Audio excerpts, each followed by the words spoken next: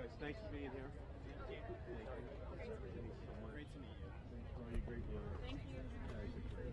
Thank you. Let me see. Hi, Ed. I'm from Mass. Oh, Mike, what high school? Concord Academy. Beautiful. Hi. Hi. Beautiful. Thanks for all being here. Much appreciated. Thank you.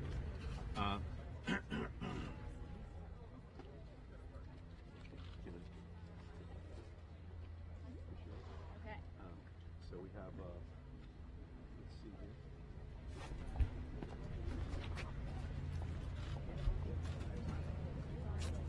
Hi, everyone. Thanks for being here. I think some more speakers and senators will come through soon, but we'll start since it's 11. So yeah, good morning. My name is Lauren Monis. I am Sunrise Movement's Advocacy Director. I grew up in Florida, and every day that I'm in this fight, I'm fighting for my community, I'm fighting for my state in the midst of intensifying hurricanes, coastal erosion and sea level rise, and toxic algae just completely inundating all of our waterways. Unfortunately, my representatives in Florida are only making the crisis worse and condemning my state to an uninhabitable future. That's why I worked so hard to elect President Biden and ensure that we had a Democratic House and Senate so that we could finally begin the work of transitioning off of fossil fuels and tackling the climate crisis that honestly should have begun over a decade ago. I'm here today because we simply cannot lose another decade. We can and must pass robust climate investments in the Build Back Better Act to fulfill President Biden's commitment of reducing our emissions by at least 50% by the end of the decade. I just want to be clear that even this commitment is the absolute bare minimum of what's needed to do our fair share as the United States and stave off the worst of the climate crisis to come. So just be grounded in that today. That's why we're all here. That's what we're fighting for. And I'm going to pass it over to Senator Ed Markey from Massachusetts, the Green New Deal maker himself, to kick us off for the program. Thank you Thanks, so much. Senator. Thank you. Thank you all so much. Thanks to all of you for joining us today at this historic moment. Thanks to Sunrise, of course, and Evergreen, and the Hip Hop Caucus, and the Sierra Club, and Greenpeace, and the NRDC, and all of the young people who have led this revolution, that we pass legislation that matches the magnitude of the problem which our planet is confronted with. And we're going to be joined by my partners in the United States Senate, great champions, Ron Wyden, Chris Van Hollen, and Tina Smith. So we thank them, and again, we thank the young people for being the heart and the soul of our climate movement. You are leading the way for historic and transformational change in this reconciliation package, and I am grateful for all of your partnership. Right now, the United States Congress needs to pass two important infrastructure bill, but only one of those two bills is a climate bill. The two bills, the bipartisan infrastructure bill and the budget reconciliation package, would make historic investments in our country's physical and human infrastructure. They are the Joe Biden Build Back Better agenda, and our workers and families need both of them together. That is the deal.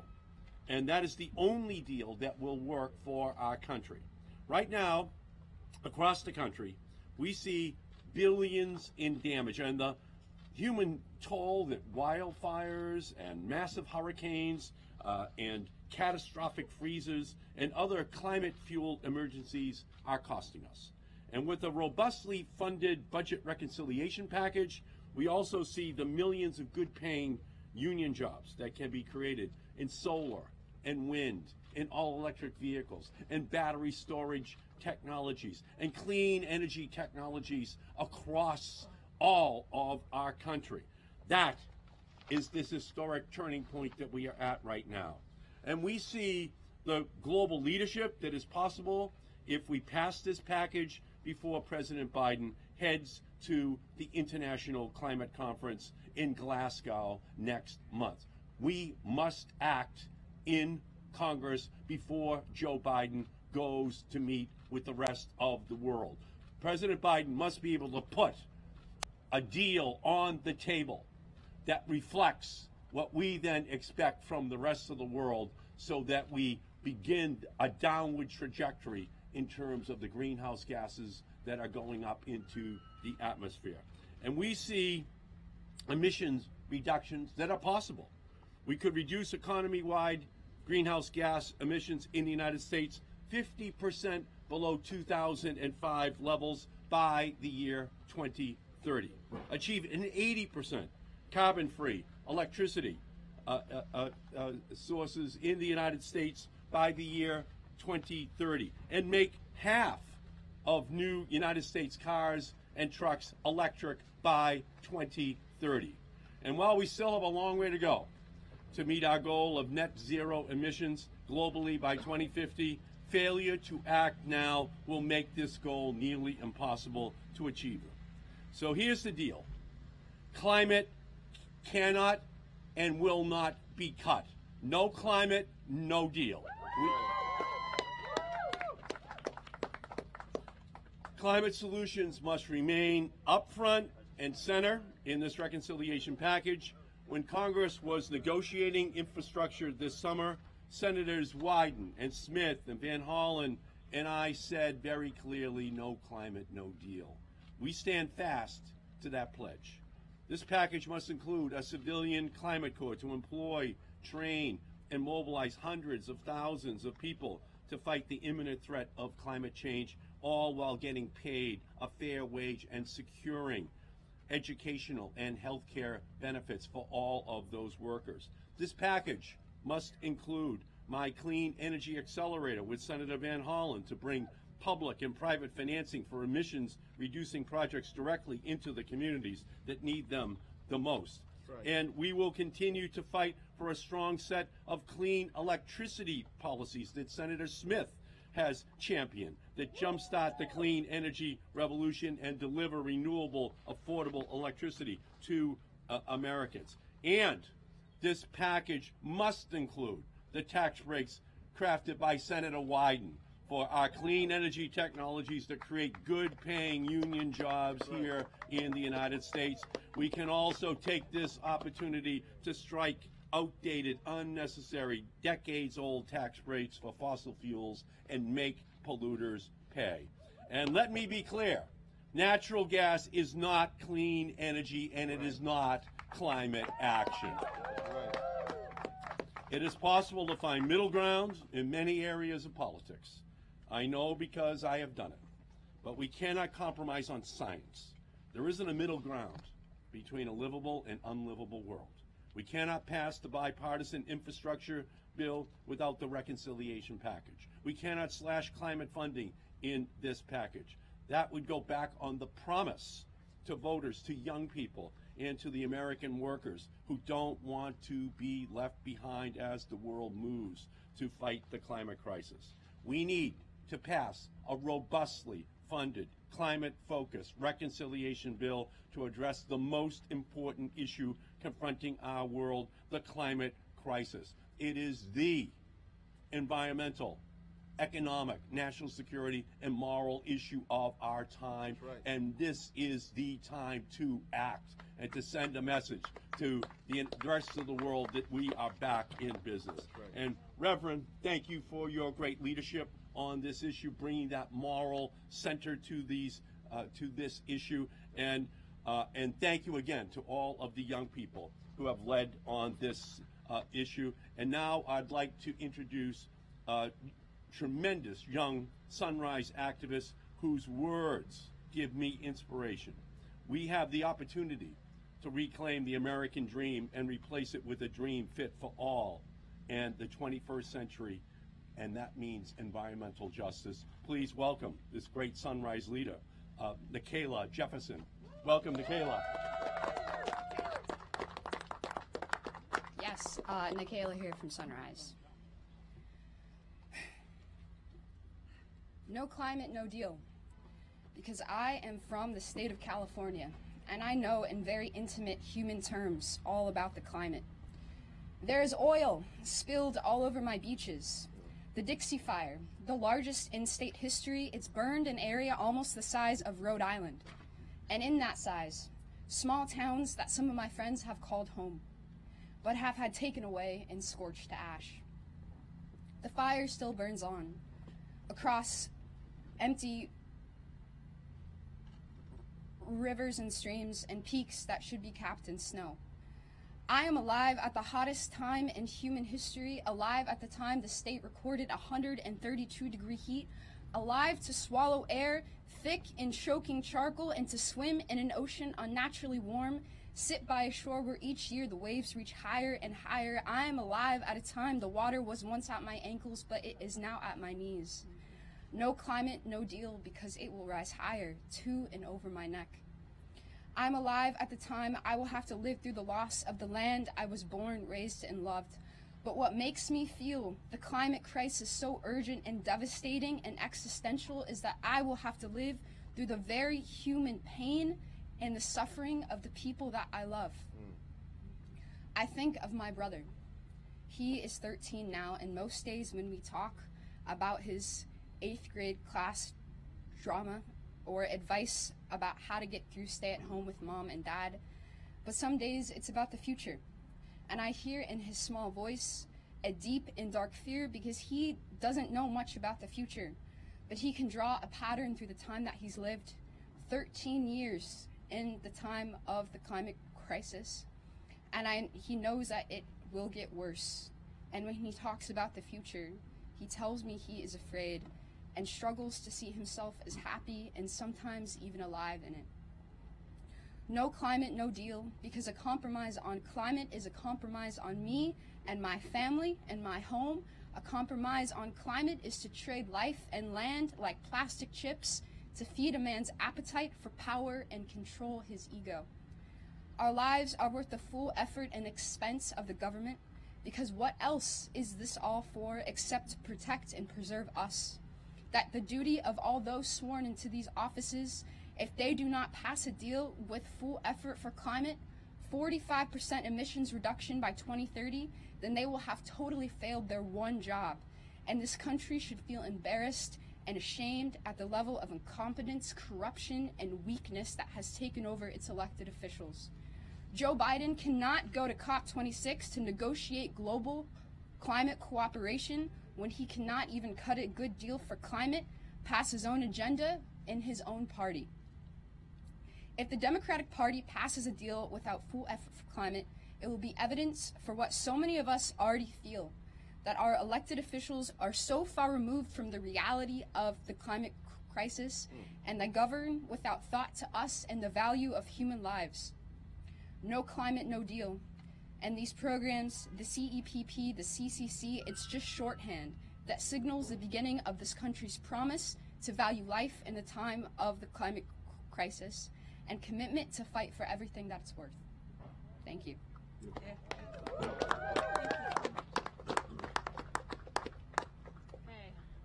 Thank you so much, Nikayla. Now I'm really glad to pass it to Senator Ron Wyden from Oregon, who is taking up Nikayla's fight and all of our fights in the halls of Congress and making sure that, the full effort on no climate, no deal is put into action. Thank you. And let me just pick up on that wonderful presentation, because no climate, no deal means no compromising on the future of America's young people.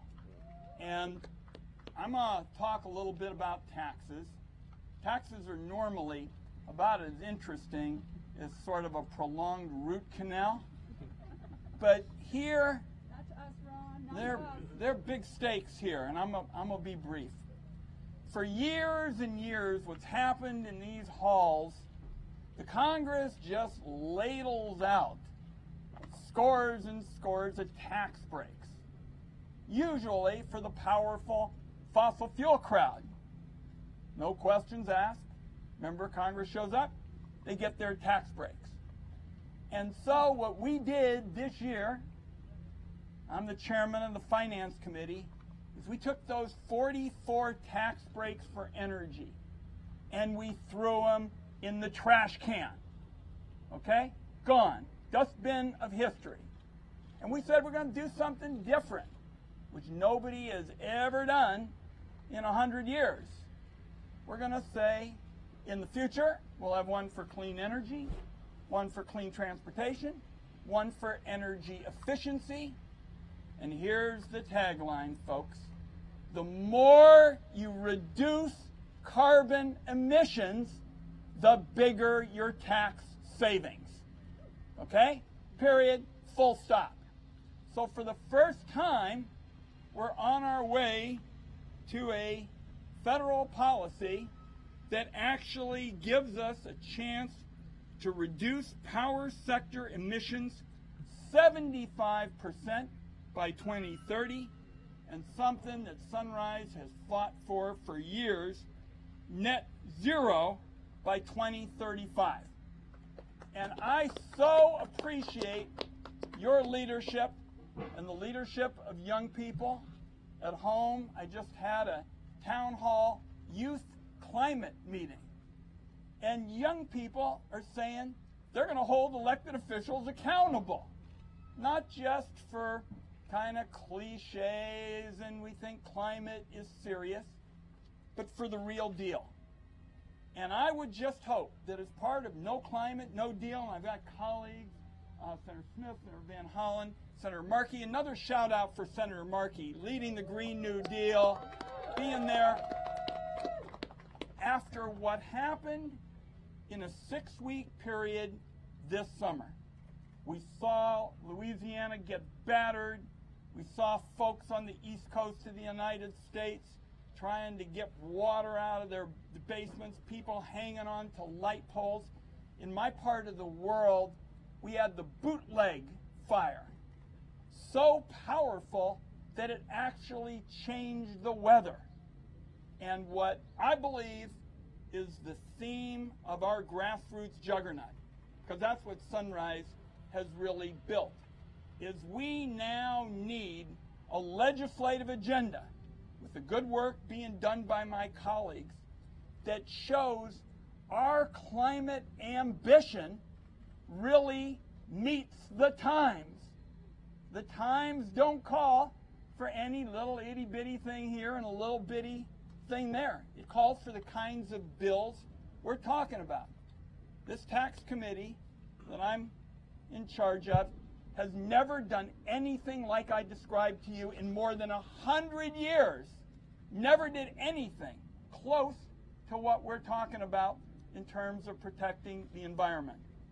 And so everybody in Sunrise and all the young people who have organized across the country are bringing it home, because political change rarely starts in Washington, D.C. and trickles down. It's almost always grassroots up. And we just want you to know you've got friends here who are going to be part of your grassroots movement from sea to shining sea. Thanks, everybody.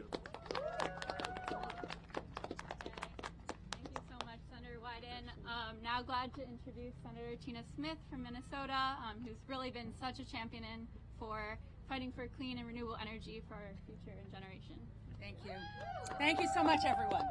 Thank you to my colleagues. Thank you to us at Evergreen Action, and to Michaela and Lauren at Sunrise and all the Sunrise leaders, and thank you also to Reverend Yearwood at Hip Hop Caucus. We are at a unique moment, a moment that we cannot waste. This summer in Minnesota, extreme drought covered much of my state.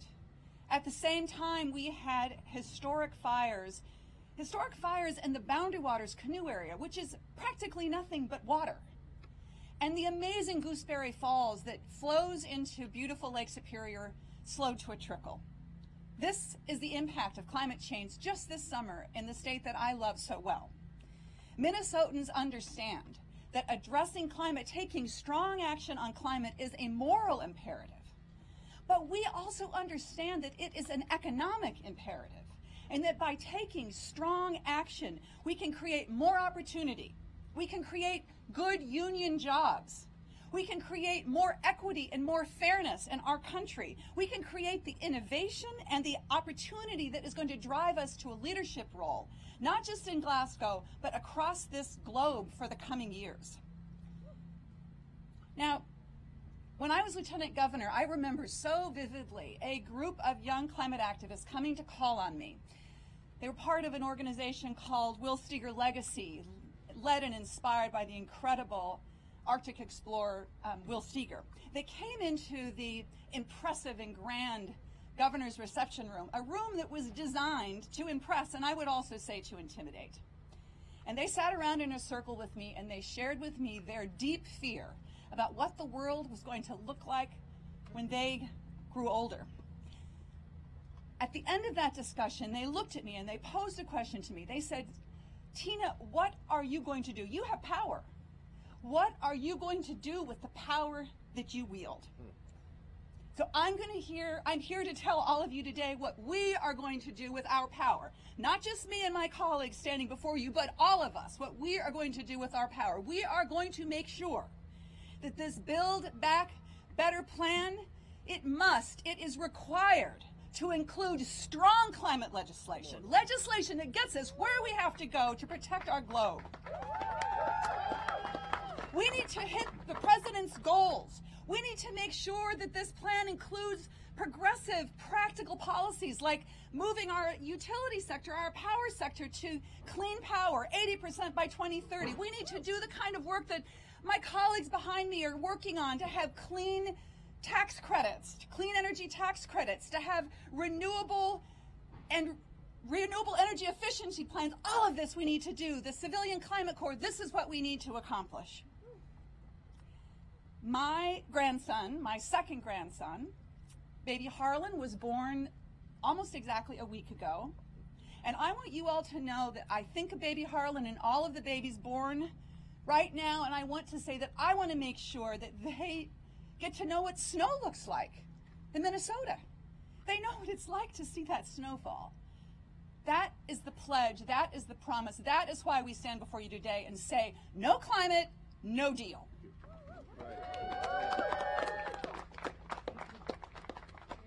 Thank you so much, Senator Smith. I'm now introducing Wes Gobar from Evergreen Action to share why he's in this fight as well. Hey everyone, I'm Wes Gobar, Coalition's lead with Evergreen Action. Earlier this summer, when it seemed like bipartisan negotiations threatened our climate ambitions, dozens of members of Congress stood up to say no climate, no deal. And Senator Ed Markey was one of the first people to stand with us, and we're thankful to have Senator Smith, Senator Wyden, and Senator Van Hollen with us here today too. This is it. There's no Planet B, just like there's no second chance to deliver on Biden's climate agenda. It's time for the entire Democratic caucus to unify around bold climate investments, and that's why I'm here today. I'm here today to say that any deal that doesn't fully fund climate is a raw deal for our communities. I'm a Virginian. That's my community. And Virginia, like many other places across the country, is feeling the pain from the climate crisis. This isn't hypothetical. Hampton Roads is flooding all the time. Entire neighborhoods are underwater and are going to be uninhabitable. And so we need Biden to act now to stop this climate carnage. The climate crisis is here, though. It doesn't matter where you are in the U.S. Entire communities were scorched by wildfires and record heat waves this year. In fact, 1 in 3 Americans experienced a climate disaster this summer alone. So you or someone you know has experienced something from the climate crisis. And for black communities especially, these investments are life and death. The flooding in Virginia is already driving people out of their neighborhoods, pricing them out of their homes. And we are sick and tired of, from Hurricane Katrina to Hurricane Ida, of the same communities over and over again being left behind after climate disasters. We need a clean electricity performance program and clean energy tax credits and so much more in order to put the U.S. on a path to cut our pollution in half by 2030. These are investments in jobs and justice that will finally put black and brown and poor communities at the heart of a thriving clean energy economy, and not just on the front lines of the climate crisis. This bill is the climate agenda that Biden ran and won on. This bill is the climate agenda that has unified the entire Democratic caucus, moderates and progressive alike. This bill is the bill that is the climate agenda that the public overwhelmingly wants. And so now we just need to summon the public will to get it across the finish line. The Build Back Better Act is our best chance in more than a decade to stave off the worst of the climate crisis and build an equitable clean energy future. That's right. When Biden faces world leaders at Glasgow at COP26 next month, they won't ask him whether he built roads and bridges with Republican votes. You know what they will ask him? Whether he met his climate commitments. And so if Biden wants to establish U.S. leadership on climate, he needs the Congress to pass the Build Back Better Act with a bold clean electricity performance program. And when Biden gets home, he'll have to answer to communities like mine in Virginia too.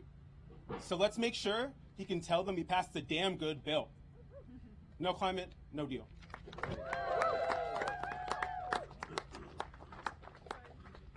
Thank you, Wes. Okay, now we have Senator Krysten Hollen from Maryland, who's been both fighting to make sure we propel ourselves into a clean energy future and also making sure in the process that we're holding polluters accountable, making sure they're paying for the damage they've done, as we move forward. Thank you. It's great to be here. Thank you. Look, we're all here with a clear message, which is any Build Back Better legislation that passes the House and the Senate has to include President Biden's climate agenda and the initiatives that he put forward and are very popular with the people across this country. Put simply, no climate, no deal. And I want to thank the Sunrise Movement. I want to thank Evergreen Action, Chesapeake Climate Action, Reverend Yearwood and the Hip Hop Caucus, to all of you who are gathered here. This is not a time for incrementalism. This is not our schedule. This is the schedule being given to us by Mother Nature. And we see every day the accelerating harm of climate change. We see rising death tolls. We see rising health care tolls. We see rising destruction. It's here, it's now, it's accelerating. And when Mother Earth is screaming because it's more intense and frequent hurricanes, right, whether it's droughts that are hurting farmers here and around the world, whether it's rising sea levels that are impacting all the coastal communities and, yes, hitting communities of color especially hard. Just come down to Annapolis, though, where you've got the U.S. Naval Academy.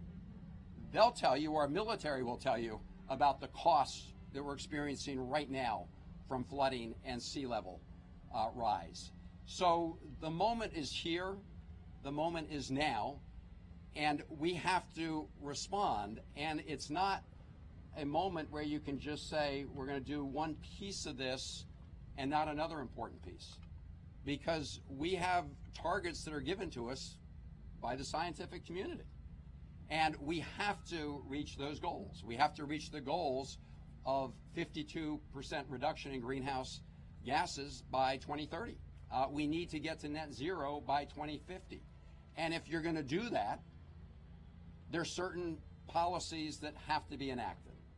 And I want to thank all my colleagues who are here, who are being such an important part of that. Senator Wyden, Markey, Smith, and others. We've got to get this done. And in addition to warning about the costs, which are clear to all of us who can see what's happening, we also have to talk about the opportunities. Because yes, there's the cost of inaction, but there are huge opportunities from action. By going to a clean energy standard, by moving everybody in that direction, we're going to put millions of Americans to work in good paying jobs. With the Civilian Climate Corps, we're going to put a whole new generation to work helping to make sure that we save this country and save the planet. Senator Markey and I have been for years working on a national climate bank to generate much more investment and have a big multiplier effect in clean energy. We need to enact all of these measures, including the incentives to move in super fast time to meet those goals that Mother Nature is dictating to us. And so when we are looking at this piece of legislation, we have to measure it and its success against the reality that we're all facing. And this is not a moment where there's time to wait, because we all know that if this moment passes and we don't do what needs to be done, it will be too late for the next generation and for everyone on the planet. So I want to thank my colleagues. This is a moment of truth, and we're gathered here in solidarity to say no climate, no deal.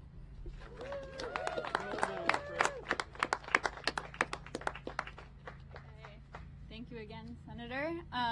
And we'll have Reverend Yearwood from President of the Hip Hop Caucus to close us out today, and then we'll turn it over to the press for a Q&A. Thanks. Reverend.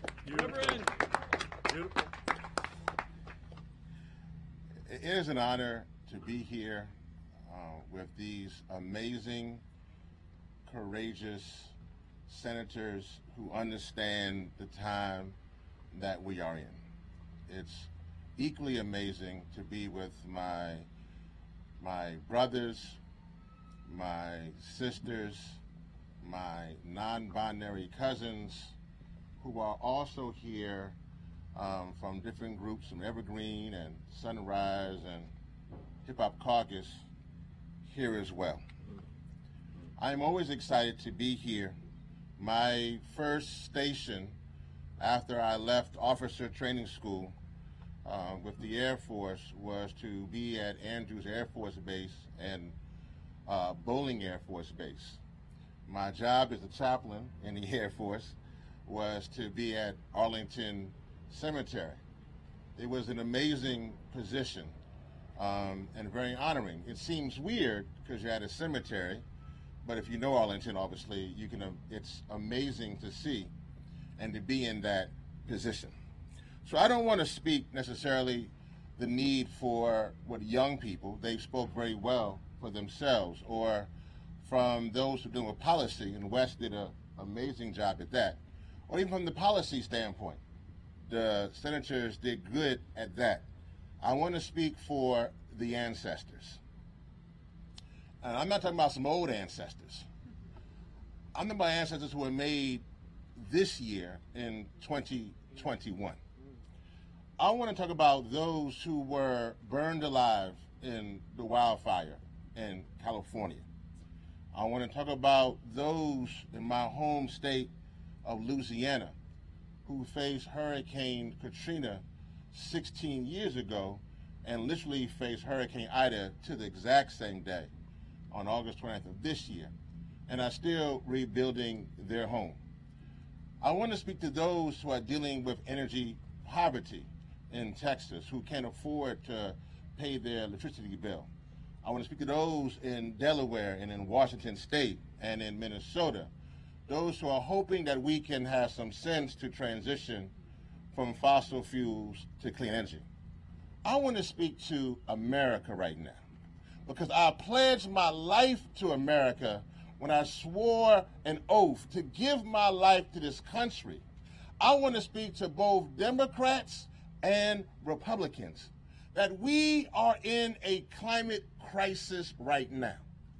If you did not understand that, it doesn't matter who you are, black, white, brown, red, male, female, straight, gay, theist, atheist, it does not matter.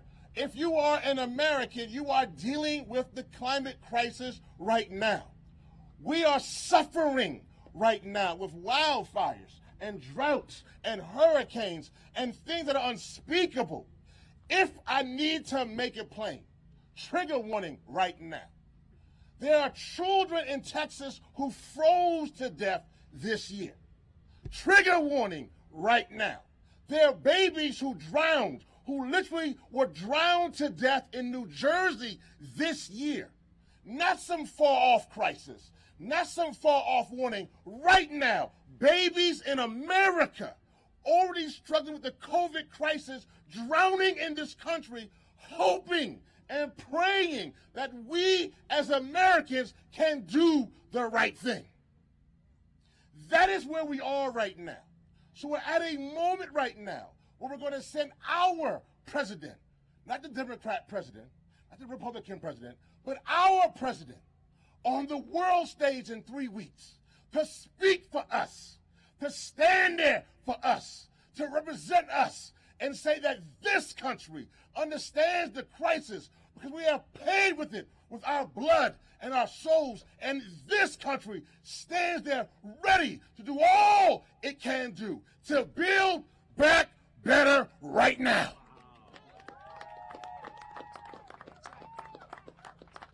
That is this moment. It is not a game. This is not a game. And if you think it's a game, then put forth your loved one to face the unspeakable death of drowning.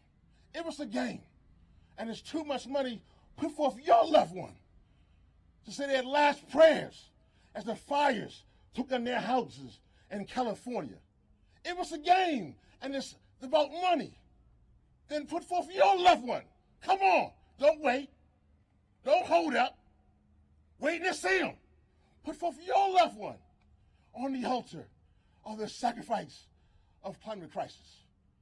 And seeing no one, seeing absolutely no one, put their loved one on the altar of sacrifice of the climate crisis. And I know you join me in simply saying, no climate, no deal. No climate, no deal. No climate, no deal. We as Americans do better. We go forward. We come together. We've been through a lot. We're still going through a lot. But this we must unify to save what we got to save for the next generation. May God be with us. May God give us courage. May God bring us together at this critical moment right now.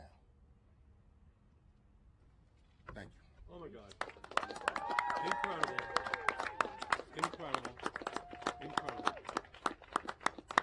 Fabulous. Fabulous. So, questions?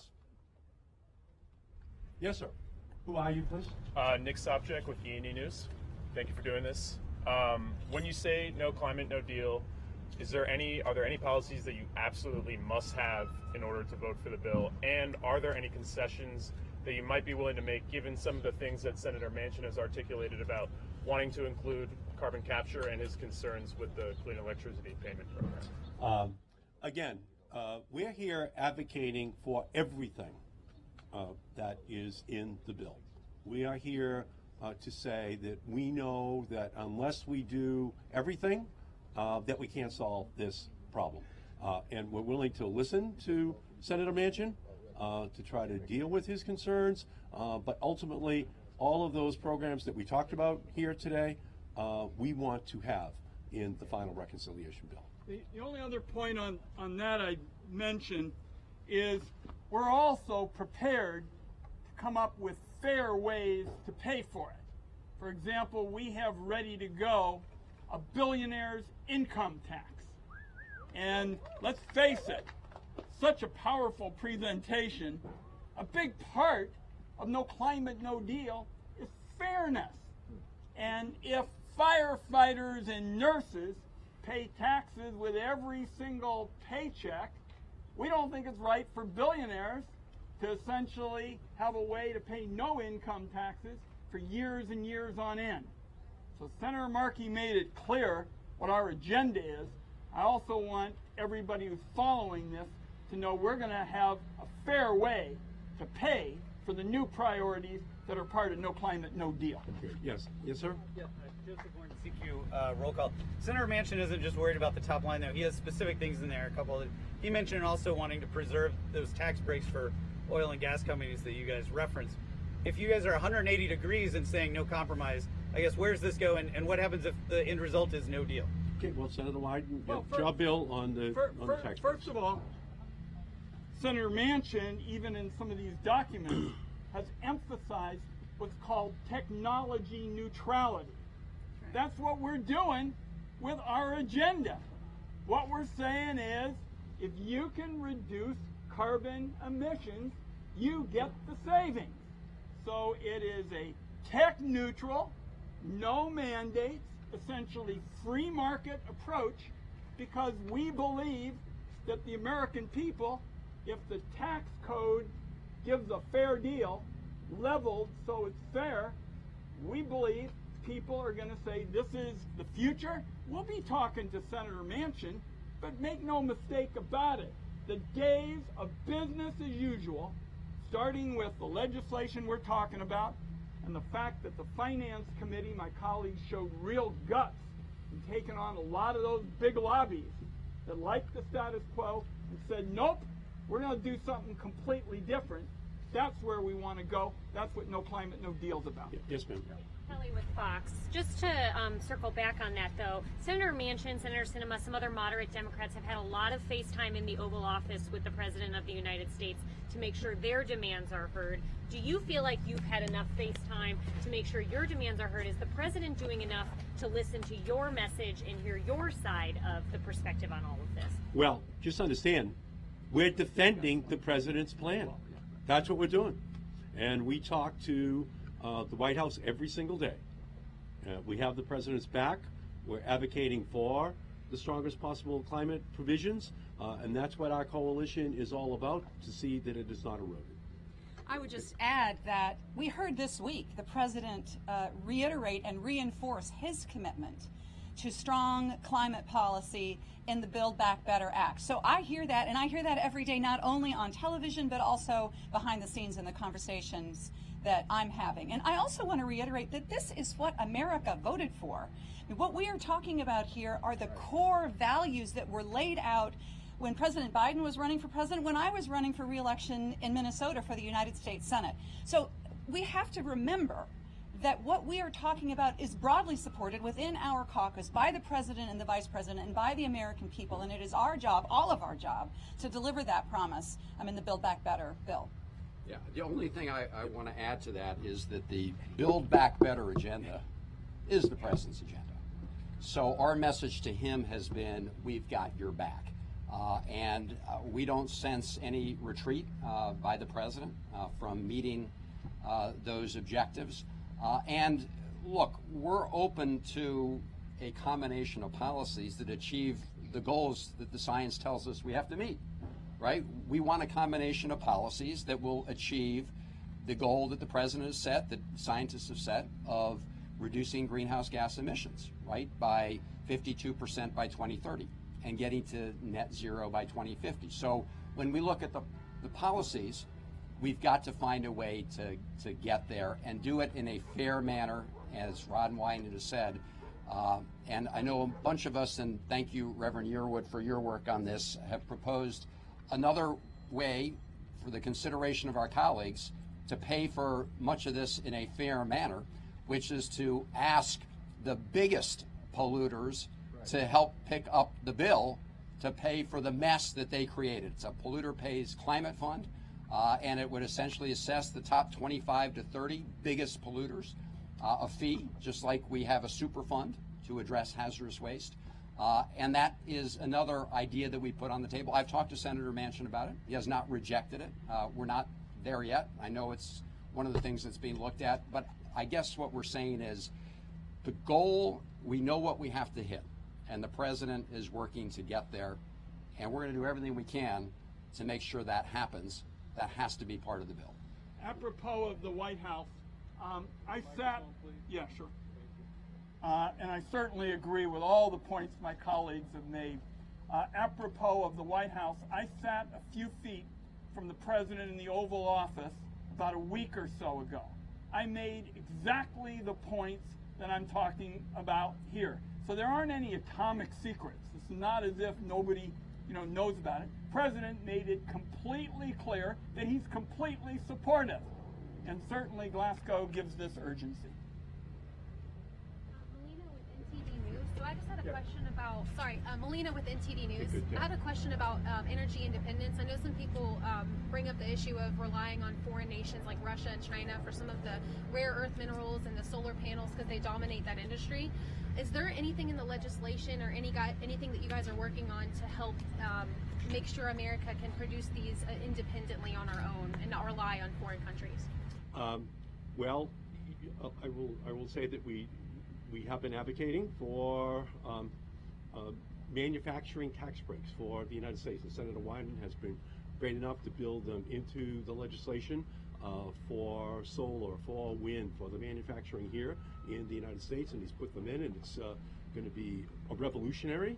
And moreover, we have to have, though, the strong fuel economy standards. We have to be backing the oil out of our system. We're importing oil right now from the Middle East. We're importing oil right now from Russia. So if we don't dramatically reduce our dependence upon fossil fuels, we're going to continue to be dependent upon those other parts of the world, which then draw us into national security threats. So that's what this is all about, just reducing that dependence upon imported fuels. Let me just keep going here. Yes, sir. We have one more question. Yes, sir. Yes. Hi, I'm Brian Metzger with Business Insider, and I wanted to ask, since we're here with outside activists today, about all of your sense of the role of outside activism in these negotiations. We've seen protesters confronting Senator Manchin at his houseboat, protesters following Senator Sinema into a bathroom. I'm wondering, just kind of generally, do you think that what role do you believe outside activism has to play in these upcoming fights over the Build Back Better agenda? Well, that's the question that people ask me about why I introduced the Green New Deal with Alexandria Ocasio-Cortez 2.5 years ago. And the reason is this. It's very simple. In 2009, Henry Waxman and I were able to pass a bill in the House of Representatives to reduce greenhouse gases by 80% by the year 2050. And we got it passed in the House. But the fossil fuel industry was able to kill it in the Senate. What I realized was we were missing a movement. We were missing this grassroots activism, which we're seeing here today, that focuses on emissions and jobs and justice every single day. And that is what has injected itself inside the political system. It's represented here today with this great diversity, and it is changing the way in which we discuss these issues, and it's important in order to hear those voices every single day. Thank you all so much for being here. And if you have any other questions, the members will be glad to hear. I have a case before the U.S. Supreme Court.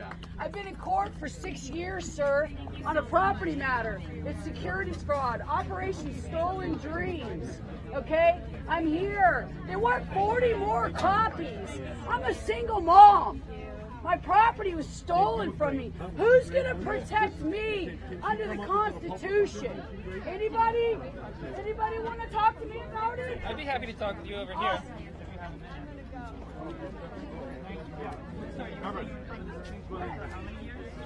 You be in the middle. Yeah. Oh, great. All right, great. I'm at the U.S. Supreme Court now. One more. Yeah, you take it, Michael. No comment, no doubt. Thank you. You're great. Very good. Yep, okay.